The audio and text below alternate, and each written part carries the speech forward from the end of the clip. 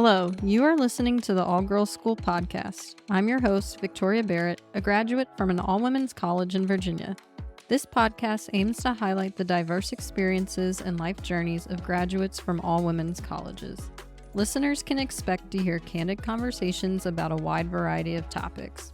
This podcast strives to be in an inclusive space, so some guests may identify themselves as non-binary or trans.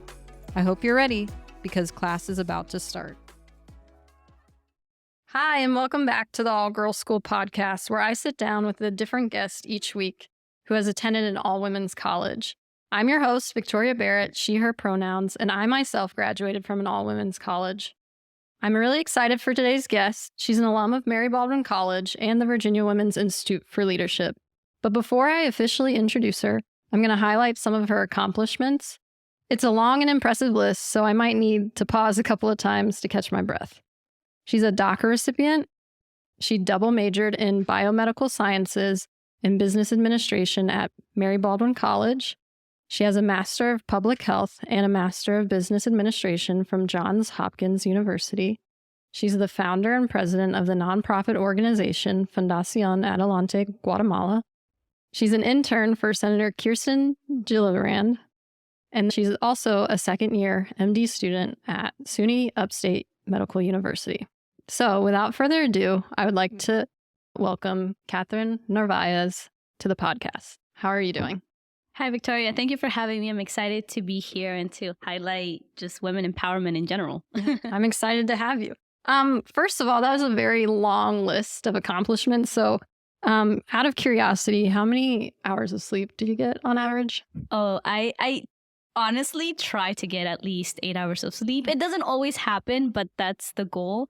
Never less than 6, though. Same. I don't think you know this, but you actually helped contribute to the creation of this podcast. I already had the idea floating in my head, and I had pitched it to some of my friends that you may know. But when I saw your Facebook post, I think sometime back in March or April, you highlighted the fact that, you were podcasting and that is something that you had just gotten into. So that really kind of helped take me from being this is just an idea to wanting to actually run with it and make it happen. And then I also started hitting you up on Facebook, and I was determined to have you as a guest. And so I've been this has been a relentless pursuit that feels like it's been months, and we're finally here. Yeah, no, I'm excited. Actually, I do remember I posted something about it, and then you hit me up right after. And I'm so grateful to be considered and privileged to be considered, and to be given a platform to not only just share my story, but also empower others, which is, just as important. Yeah. As I learned more about your story, I professionally stalked you, and learned more. I was very moved by what you've experienced through life and what you've had to overcome. And so I knew that I absolutely had to have you on here so you can have the opportunity to share your story. And so, yeah, I'm just excited to get started.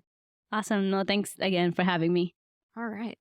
Can you start off by telling us where you were born and how you and your family came to the United States? Yeah, so I am originally from Guatemala. And then I think, just life circumstances, abusive family, lack of opportunities. My mother made a decision, I remember her when I was little, her telling me that we either die in Guatemala or we die attempting a better life, right? And so being 6 years old, I didn't know exactly, what that entailed or what that meant. But I just remember going to the capital city of Guatemala because I was born on the East Coast. And then we were listening to a sermon somewhere. And I remember the pastor telling my mom, God is going to protect you. And I think that's what she needed in order for her to start the journey, right? That kind of hope. But, we left Guatemala with absolutely nothing, clothes and money to last us maybe 2 weeks. We didn't realize at that moment that the journey was going to take a lot longer than that. It took us almost 18 months. And that's because we went from church to church, town to town, all through Mexico. going to the next town. And I think this is where I just realized just the, how love and empathy and compassion really moved people, because as a child, people would allow us to go into their homes, would take their kids off of their beds to allow my mother and my brothers and I to sleep in a comfortable bed, would feed us whatever they had. It was beans and tortillas or whatever it is, but nobody ever turned their back on us, ever. Like, they saw a mother with 3 kids and they would literally, move us to the next town. And so we did that for a couple of months. And then when I got to the border, we had completely run out of money. We didn't have anything. My mom didn't know what to do. And there was this one time we went to this church and the lady was like, you know what? I think my son can help you. Mm-hmm. And to many people, they're like, oh, like, that's breaking the law or whatever. But to us at that moment, that was a huge blessing, right? We were able to cross the border. I remember being 7 at this point, running through the desert, like running through like a little forest, swimming across a river. And, my job was to make sure that the bag of clothes that we had didn't get wet. So I had a dress, my mom had a dress, and then my brother had some slacks and a shirt. And we jumped into this floating device. So it was me and my brother, and then my mom and my oldest brother pushed us from behind. And that is our entry into America, with absolutely nothing but a bag of clothes and a heart full of dreams. Made it to the border and crossed the border.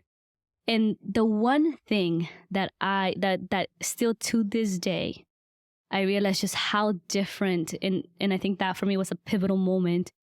And being 7 years old, you don't really know much. Mm-hmm. We walked to the first house that we found. And the thing is, through Mexico, that's what we were doing. We would go to a church, we would go to a house, and people would always open their doors. We went to this house, and the man had a box of church's chicken. I don't know if people know what that is. It's like KFC, but church's chicken. And he was eating it, and my mom asked for food because we hadn't eaten. I mean, crossing the border, it was a couple of days. And so this man grabbed the box, threw it on the ground, and was like, get out of here. Like, here, but get out of here. And it was so different than what I was accustomed to the previous months going through Mexico. And it really just like solidified just how different my experience was going to be. And now looking back, it's probably because there was fear, right? Because like you're close to the border, immigration, like the laws and all of these things. So like that's very understandable. But to me, it was just very, very different. And came to Georgia, settled in Georgia, and started going to school and all of these things. But that was basically just like the first 7 years. And if you ask me, did I ever fear for my life? No. And I'm so thankful to my mother, because never did I see my mother cry. Never did I see her, kind of, everybody's always like, oh, why would parents put their kids through so much, trouble or what is it? Kind of like put you in danger. Yeah, like in danger. Why would parents do that? But I've like looking back, it's like that's an act of love. And a lot of times I think, when Americans see that, they're like, oh, well, if you are in a place where you can't feed your kids, in a place where, your town is crime ridden, where like the opportunities where as a woman, my chances of getting educated to be, when I was growing up, I wasn't getting educated like my brothers were. And you look at it now, I'm the most educated person in my family. Yeah. And that was not an expectation if I would have stayed in Guatemala. And so, it was an act of love. It was an act of wanting better for our kids. And I always tell people, like, if you close your eyes and you were in that circumstance, if you were in that situation, I guarantee you 9 times out of 10, you would also do that. Because a parent's love and wanting to see their kids do better, their future generations do better, it's just an innate reaction. I think it's just different because people haven't had to make that decision, and so like I always, tell people, it's like, just be empathetic to that and to learn to walk in other people's shoes. Because a lot of the time we criminalize, like my mom is criminalized consistently in this system, and our narrative is consistently criminalized, but just reminding that I am where I am because of the choices that my mother made, and those choices were made out of love. She has to be like an incredibly courageous person to, how many, it was 3 of you, right? Yeah. Just her and 3 children. And I think about it now and I'm like, if that was me, would I have the fortitude and the strength to be able to take that journey, right? Like not knowing what laid ahead. And I don't think I'm strong enough to do that, you know, and I now marvel at my mother's fortitude and strength in the face of circumstances where we weren't guaranteed safety and we weren't guaranteed survival, but somehow, some way she made it happen. That's amazing. And kudos to your mom, because I don't think people realize, especially this day and age, like I have a master's in history, so I'm very like fascinated by the fact that people, you know, back in like 1500s, like were made all these treks across like the Atlantic Ocean, and even from like the eastern coast of the United States all out west, like that takes a lot of courage, like just being able to make that trek. And I guess like American citizens have this privilege to where they don't know what that's like. And to be in a circumstance where like, yes, it's dangerous, but the alternative is worse, you know? Yeah. And it's like, you're taking a risk, right? Whether you stay or you go. And it's like, what risk do you want to take, right? And it's like, do you want to stay somewhere where the prospects for a child of a single mother of 3 were, you know, like I honestly, there wasn't much expectation for me, or try to make this journey to allow me the opportunity to make something of myself. And I'm so grateful. Yeah, it's amazing. So you said you got to the Georgia area, like Atlanta. What was growing up undocumented like for you? Yeah, so I grew up on the Buford Highway corridor, and I always tell people, like, I feel so privileged that I grew up in this area, because this highway, you can get banh mi, pho, Korean barbecue, you can get pupusas, tacos, you name it. And you know, and it's a very diverse community, and I didn't think that being undocumented was a big issue, because everybody that I knew was undocumented. And it was like, you know, to tell you that like white people in my high school were the minority, right? And it's like, it never dawned on me what it meant to be undocumented until I started, you know, seeing a lot of raids in my community where I saw parents being taken away from their children and their families, family separation, being scared to drive because driving without a license, you know, meant that you had to interact with authority. Never went to the doctor because, you know, we didn't have access. We didn't speak the language. We didn't understand the system. But 2, it's like any interaction with any entity of authority meant that we were putting ourselves at risk. And it just, you know, navigating life through that, and, you know, being told that I can't open the door if somebody comes, being, you know, my mother, because she didn't have any documentation, having to work 3 to 4 jobs. I mean, I saw my mother work cleaning houses, cleaning fairs, working at stores, just so many things just to keep us afloat. Extremely hardworking woman. And, you know, it's like you see a lot of these things that other people don't really have to go through, being scared that we were going to get deported. And I remember when I was, you know, just growing up, I always worked really hard in school. But even the schools that I was a part of, like I went to a Title I elementary, middle, and high school. My community is extremely underserved. And, you know, I always say this, like when I was like younger in 5th grade, science has always been my favorite subject. And there was this one time, so throughout my academic career, up to high school, I was in a trailer. And my schools, we had to like literally walk around trash cans because the ceiling was leaking, or sometimes the AC wasn't working, or sometimes there wasn't any heating. And so that's my high school career, that's my middle school career, that's my elementary school career, where it was consistently like all these inequities. But this one time I remember in 5th grade, I was running from my social studies class to Mr. Pepper's science class. Science, always been my favorite.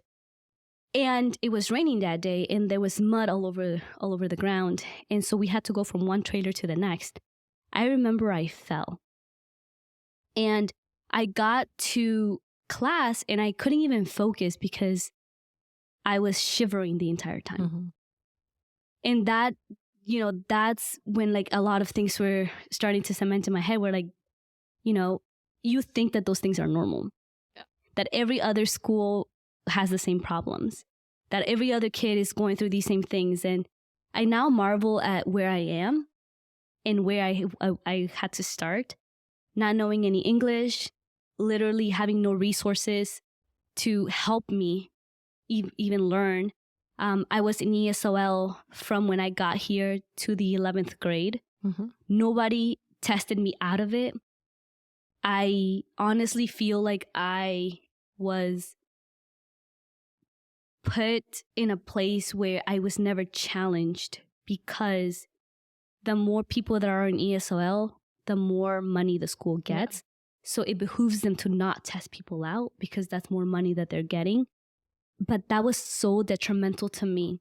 Mm-hmm. And when I went to college, when I had to work even harder at that point, because I was in classes where I was never challenged. Yeah. And so, it was just a very, very different experience. And I think for me, it kind of made sense when in high school, I went to advocate to the Board of Education to have lamps in my 4th hall changed because we couldn't see. And other schools were advocating to have monuments in front of their school. And that to me, that's where it clicked. I was like, wow, here I was in trailers. Here I was running through the rain. Here I was still stuck in ESOL, even though I knew English, I knew how to read it, I knew how to write it. I've always been very academically inclined. Advocating for better resources at my school, sports, like to tell you that our track was made out of concrete. Mm-hmm. We didn't even have regular tracks, like the track that is supposed to protect your joints and make you a better runner. Mm-hmm. I remember in high school, all of us at one point had shin splints because we had to run in concrete. And, so you think about that and it's like, well, a lot of the kids were undocumented. And it's like that, that's not prioritized. But I think, even experiencing all of that, I think the hardest part was when I realized that what it meant to be undocumented was when I joined in JROTC. I did that for 4 years. I've always had the mentality that I need to be better than I was yesterday. And I've always had that mentality in that I want to be the best that I possibly can. And this program, I was extremely good at it. My sophomore year, I got selected to go to Leadership Academy. At Leadership Academy, I came 1st place overall, 1st place in my platoon, 3rd place, or 1st place academically, 3rd place PT. Like I killed it. Like I was one of the people walking away with practically every award possible. And my area commander said, Katherine, make sure you apply for the Naval Scholarship. Make sure, like guaranteed that I was going to get it. The following year, they choose 12 people to go back. Mm-hmm. I was one of 6 chosen to go back, right? And, my platoon killed it again. Like the platoon that I was leading won every single award. And my commander was like, Katherine, make sure you apply for the Naval Scholarship. And I was like, okay, I got it, Commander Hibbert. I got it. You already told me twice. Like, I promise you. When my senior year comes around, I was like starting the application and stuff like that. And there was this one question that I couldn't answer. It's like, what is your Social Security? I didn't have one. So I remember calling my area commander and I was like, Commander Hibbard, like, I don't know what to put in this question. And he was like, you don't have a social security? Everybody has a social security. I was like, no, I don't have a social security. And that's when he realized that I was undocumented. That's when I realized my limitations. Mm-hmm. I was one of the hardest, most well-known people in my area. And after watering this dream for 4 years and not being able to get it, like, it was truly so heartbreaking. And I remember my commander telling me that year, he was like, I have never been so mad at the system like I am right now. Because he told me, he was like, nobody else deserves this scholarship more than you. And that's just been kind of like things that happen throughout my life where, like, I've been one of, the most qualified people and I still can't, take advantage of certain opportunities. And so, you kind of have to work with the hand that life dealt you. Mm-hmm. Wow. Yeah. I had the Army scholarship, so I can only imagine what it would have been like to go through that paperwork and then just be like, no, you can't do this. Yeah. That's extremely hard. How did you like bounce back from that? So, growing up in Georgia, we are going backwards. As an undocumented person, I couldn't apply to universities. I remember there was this one time where, like, I was emailing and calling, and I've always been this kind of person. Like, I look for my opportunities. I go and knock. And I remember I called this one university and I was like, hey, I submitted my application. Can you see, like, when can I expect to hear back? And the admissions counselor said, oh, you should go to community college because that's where people like you go.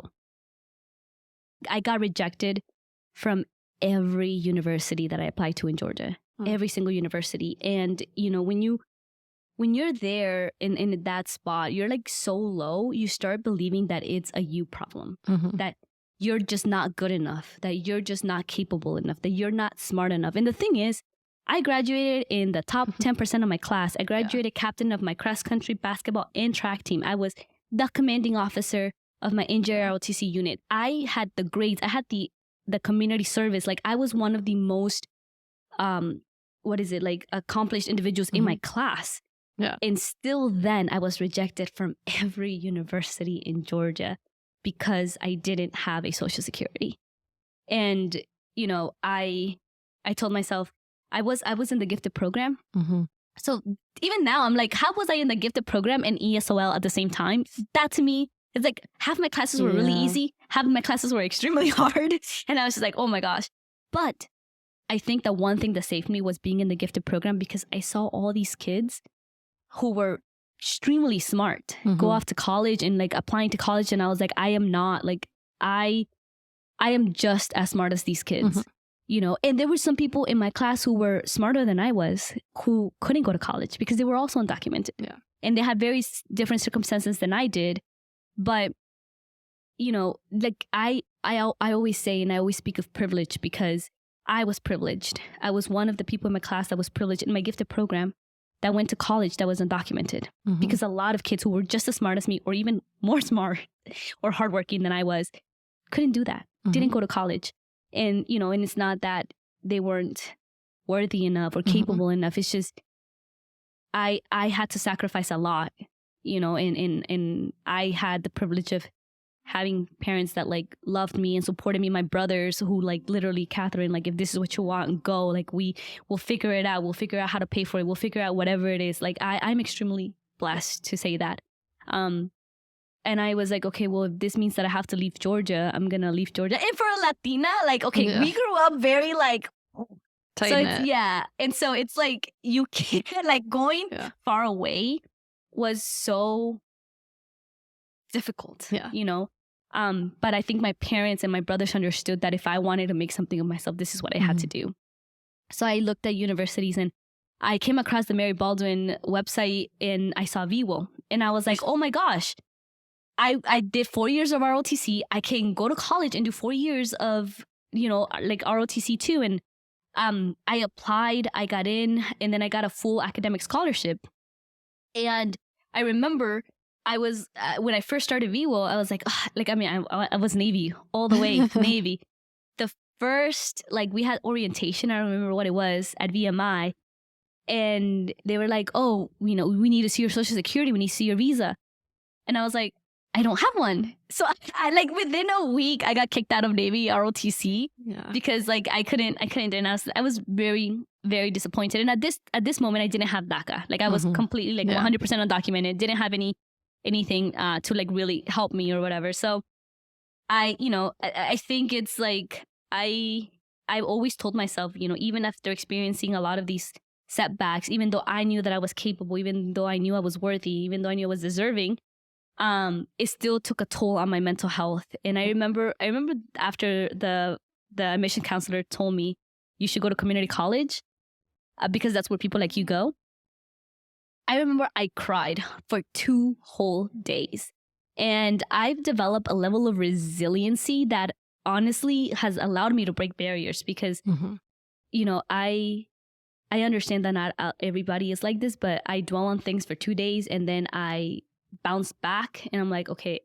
And I vowed to myself when I was younger, when I won a prize, an essay contest, and they couldn't give me the prize money because I didn't have a social security.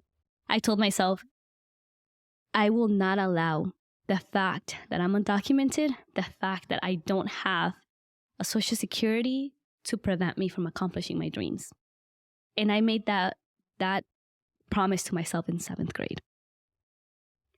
And, I think that constant reminder of a closed door is not a lost opportunity, is a redirection. Yeah. Maybe that's not where I need to go. So I ended up at Mary Baldwin, and I'm so grateful because I think I had always been a leader, but I think a lot of my formative years and how I changed as a leader, a lot of that came from being a part of the VWO program. And I'm so thankful for it. And even being in Army ROTC, and I know I told you this earlier, my freshman year, I became the 9th cadet overall in the entire Army battalion. By my sophomore year, I was number 4th. I was the first female 4th overall. And, it was for me, I was like, this is really what I want. And I've always, even despite not having access to it, I've always just had that mentality of working hard and being the best possible for me, not just for anybody else, but for me, I want to be the best that I can. And even then I remember, General Bissell. Yep. Good old General Bissell. Yeah. May he rest in peace. General Bissell, wrote a letter to the Secretary of the Army, I think it was. I don't remember. He wrote a letter to try to get me in because my professors at VMI, they saw something in me. They're like, this girl is good. She's a good leader. She's, and they tried. They tried to move whatever, and it just never worked out. But the fact that I stuck with it just says a lot about my character because I would have gotten out. I would have given up, but I decided to stick with it because 1, I don't like to quit things. But 2 is it's just a testament of, just my character. Yeah. Yeah. The fact that General Bissell wrote that letter, that's a big deal. That itself is a testament to what kind of cadet you were and your work ethic. And yeah. And I know I was a senior when you were a freshman, so I didn't really get to, see your growth. And I'm sad that I didn't interact with you more and get to know you because I'm just blown away by your resilience and how much you've had to persevere through. Yeah, no, it was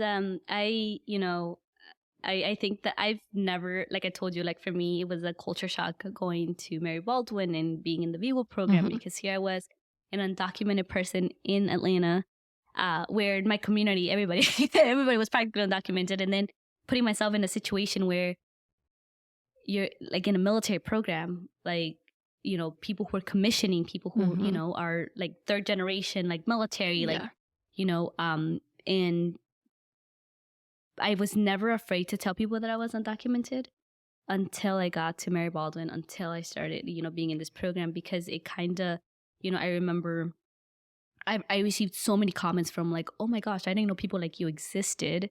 And I'd be like, what does that mean? Like, am I from Mars or something? Like, what does that mean? To people being very critical about like undocumented immigrants and basically, telling me like why I'm here or whatever. And I remember this one time I went with one of my sister-in-laws to eat, and they, her parents were talking really bad about immigrants. And she had to like stop them and say, oh, Katherine is an undocumented immigrant. And then, like, oh, like we didn't know, like, and it was like, but it was like, oh, Katherine is deserving. Like, she's a hard worker. Katherine is this. And so it's like this, we go back to this narrative of like good immigrant, bad immigrant. And people feeling like I am worthy because I've accomplished so much versus like, somebody else, like my friends who are just as worthy and capable, but didn't have the opportunities that I did. Doesn't mean that they're not worthy or that they're deserving, of being here. But experiencing a lot of those comments, I remember that I was one time I was like running with the cross country team because, we ran cross country.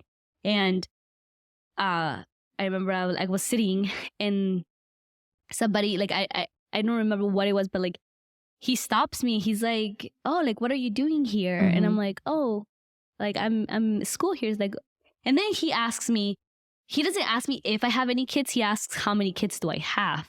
And, like Mary Baldwin is in like a small town. It's like, you don't really see that much diversity and stuff like that. But I think that I started experiencing a lot of these microaggressions and a lot of like at a very young age. So like I've been able to like kind of, learn how to navigate those questions. But it was like a very difficult time to say. And I don't know if I ever told you this, but there's this one, like we won for the one FTX my freshman year. I couldn't go because I didn't have anything. And I understand, right? Because like the military, you don't want to train anybody that's, but I received an email and I was looking for it like a couple of, it's like, we don't want to train terrorists and we don't know. Yeah. And we don't know. And I remember I cried that entire time. All my peers were at FTX and I couldn't go. Because like I loved FTX. And I don't know if you want to explain what FTX is. Yeah. So for listeners, FTX is just like an Army term that stands for field training exercise. So that's just when I like to call it Army camping. So yeah, you go out into the field, you carry your little rucksack, which is like an Army backpack with a bunch of crap in it that you need. And then you're doing whatever type of training you have like laid out for that particular weekend. It's typically like a 4-day FTX. And it's organized through VMI, which is the Virginia Military Institute, where VWIL cadets did their ROTC through.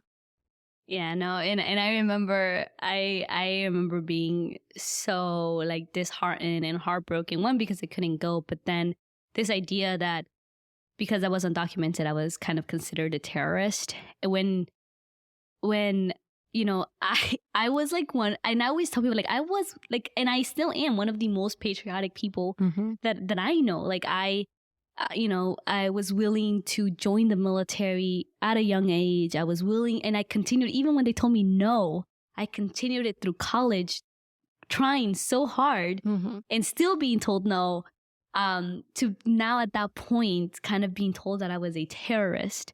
And it's just, it was very like a hard pill to swallow. But, I mean, looking back, I kind of understand why, right? Because you want to be, you want to know who you're training and whatever. But yeah, at that moment, I didn't see it that way, and I was so heartbroken. And yeah, well, I'm reading this book called The Undocumented Americans, and there's a specific section about 9/11 and how that changed a lot of things for people who are undocumented. one of them being like they couldn't get driver's license and things like that afterwards, and how ICE was reformatted and became ICE after 9/11. And there was that mindset of like, we've got to protect, the United States from terrorists. And so it completely changed how like people who are undocumented live their everyday lives. Yeah, no. So a lot of my research when I was in grad school focused on detention facilities and like specifically looking at ICE, Immigration and Customs Enforcement, the agency under the Department of Homeland Security. And that specific branch was established after 9/11. And the thing is, it was supposed to protect America from terrorism and, but you look at the track record of just ICE in general and like they're deporting the person that goes to church on Sunday and, goes to work and provides for the family. Like they're not deporting, like criminals and stuff like that. And it's like everybody just gets clumped together. And it's a very unjust system, even the detention facility where, and I want to remind everybody that crossing the border is not a criminal act, it's a civil one, which means that, the detention facilities, when you get picked up by ICE, and especially in Georgia, there was this contract, it's called 287G, where police departments and immigration work together. So if you were booked in for driving without a license, for example, and you posted bond or bail, then you would be released, but then immigration is waiting for you because immigration got alerted every time somebody got booked in. And so that, for our communities, that was very detrimental because now when we had domestic violence cases, when we had robberies, when we had any kind of crime that was done to us, or we witnessed it, nobody would come forward because any interaction with police departments meant that you were alerting ICE. And it's like you think about all of these things, and so like constantly you ask yourself, why are people living in fear? Why are people living in the shadows? People are okay with like just living underwater. And it's because of those things like that. It's things that like perpetually continue perpetuating this rhetoric that like, immigrants are criminals, we saw it in politics. We saw it in the news. We consistently see it, the criminalization of our narratives, the criminalization of our stories. When in all actuality, most of us just want to live and work and play, and provide to the American economy, provide to society, in whichever way that we can and can contribute. So, yeah. Okay. So earlier you mentioned DACA and the fact that it wasn't necessarily available at the time that you went to Mary Baldwin College, or you didn't have it at that time. Can you explain to listeners who might not be as familiar with what DACA is and how it's kind of transformed your life? Yeah. So DACA was introduced by President Obama in 2012. And so we're considered dreamers because of the DREAM Act, which would allow children or people who came to the U.S. as minors to have a pathway to citizenship. And that was being battled in Congress for like a decade before DACA was introduced.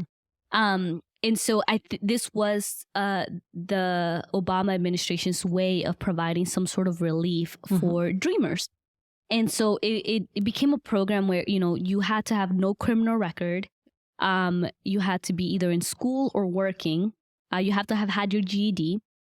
And you had to have come to the U.S. before you were 16. Right? So if you were 16 in a day, that's too bad. But it allowed us to get a work permit, a driver's license, a social security. I feel very fortunate, even like now pursuing medicine and realizing I always complained about even though I was giving a lot of opportunities, it didn't open a lot of the doors. Yeah. So like, for example, I double major, double minor in college. And I really wanted to do research. I always knew that I wanted to be a physician. And, I just didn't know how the system worked. So I kind of been navigating it myself, kind of figuring it out as I went. But I wanted to do research, and I applied to all these research opportunities, and I was denied from all of them because even though I had a Social Security, I wasn't a permanent resident or a citizen. So even though I was granted this opportunity to be able to work and drive and live worry-free of deportation, I was still denied many opportunities. With that said, I'm still very privileged because I've been able to take advantage of other things, like not having to worry if I get stopped because I don't have a driver's license, being able to actually be able to work. And, like when I graduated college, having a job where I had PTO and I had, like an office, and like it was just a privilege that like people in my community don't get. Like most of my friends are either working as service workers or construction. And so for me, it was like, a realm of opportunities that opened. People were able to open businesses, buy homes, buy cars. So like it opened a lot of opportunities. And even now when you look back, I kind of feel I have a lot of people that I mentor who reach out like, Katherine, like, what should I do? Completely undocumented, because in 2017, September 2017, September 5th or 7th, I can't remember, 2017, when the Trump administration rescinded the program, it stopped any new applications. So even if you met all the qualifications, even if you didn't have criminal record, you came before you were 16, you couldn't apply to the program anymore. And a lot of people who every year would be eligible for it can no longer apply. And right now we've been fighting this in the courts, for so many years, and it's like this constant emotional roller coaster, because even now, a Texas judge has the power to literally eliminate the program, and most likely it's going to end. And, even having to prepare for that and being able and realizing that, there's a huge possibility that I would have went through undergrad, grad school, medical school, and not be able to practice medicine. Yeah. Because the likelihood that this program is going to be eliminated it's very high. Even though we've honestly been fighting, we've been in and out of courts for the past like 7-8 years. And it's a very disheartening situation to be in. So like extremely grateful, but it also came with a lot of emotional distress, not being able, like I remember when this announcement came out, I was in California. I had moved to California to establish residency so that I could apply to med school. And I was studying for my MCAT. And when this decision came out, I remember I stopped studying. I stopped like everything I was doing, and I was like, I need to go back home. Like there's no point. Like there's no point in me pursuing my dreams, my goals, because there's no way that I'm going to be able to practice medicine if the program is eliminated, right? And that's what happened to a lot of people. Like our dreams and our goals were kind of put on hold. Yeah. Because we didn't know what was going to happen. And, everybody telling us that we have to renew as soon as possible because the program is only for 2 years, right? And every year and a half, you have to submit your application again. And the thing is, with DACA, you are willingly providing the government with where you work, where you live, who your parents are, what you're doing. So they have that information. And I remember when I was in grad school, like there was the Supreme Court was going to decide whether the program was constitutional or not. And ICE had said, if the program is struck down, we're going after all DACA recipients. And the thing is, they could have, because they know exactly where we are. Because every 2 years, we provide them willingly. We provide that information. So it's like just a scary place to be in, but like I said, like still extremely grateful because I am in med school because of DACA. I was able to get a lot of scholarships because of DACA. I was able to do research because of DACA. Because even though I couldn't get NIH funded grants, institutions could fund me privately because of DACA. So extremely grateful for the program. And I just hoped that, other people could also benefit from what I am able to benefit. Hello, listeners. This is your host, Victoria Barrett. I just want to let you know that this is the end of episode 2, part 1 with Katherine Narvaez. So make sure that you go check out part 2, where we continue this amazing conversation.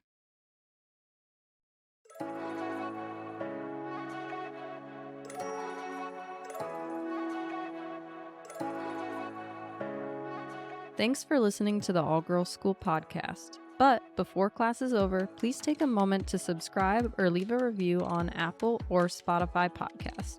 If you enjoy video content, head over to our YouTube channel at All Girls School Podcast, where you can watch and listen to each episode. You can also follow us on Instagram at All Girls School Podcast, and you can email us questions, stories, and more at theallgirlsschoolpodcast@gmail.com. That's it for today. Class is dismissed.